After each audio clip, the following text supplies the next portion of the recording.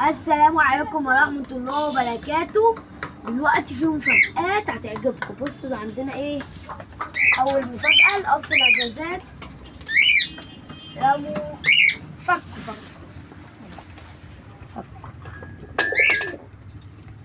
الدول على العبايسة ان شاء الله ايه يفكوا بالليل. بصوا بقى في مفاجأة تاني.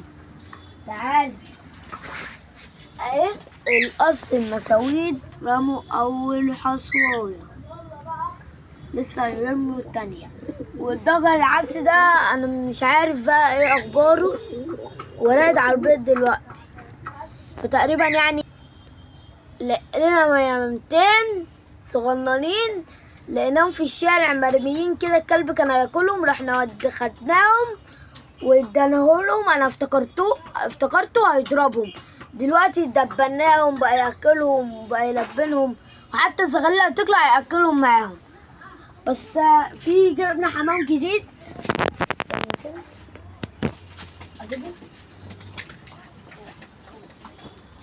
جبنا زغلول كريزلي، بصوا مستوى برقبة خضراء وعافية عافية عافية. خد عافية بص عافية. بص شقي جايبه بكام؟ ده جبته ب100 جنيه. حلو، عايز الناس تقول لي في الكومنتات حلو ولا وحش. يلا انا هفتح الرف عشان الحمام يطلع الشمس.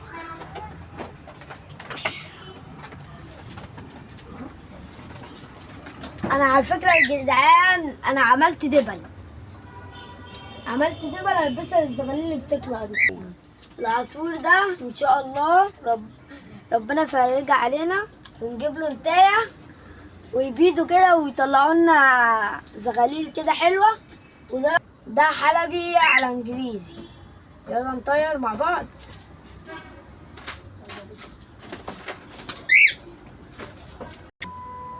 ده شقلباز احمر بس اخوه اقوى، طالعين يعني الاب اقوى الام حمرا ما بيطلعوا كده. ده اخوه طلعين واحد شكل لونه اقوى وواحد لونه احمر. يلا نطير.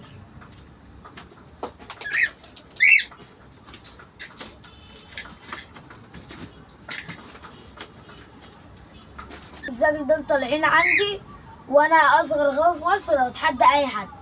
استنوا اجيب لكم تشوفوه ونعمل اول حاجه.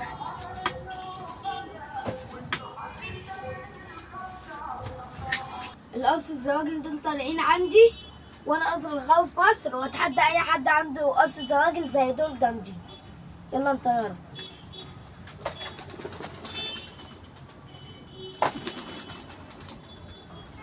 استنوني في فيديو ضرب نار. نزل السوق السيدة عيشة هنجيب شوية زغاليل فلة، نعمل صوت غزار على غزارات على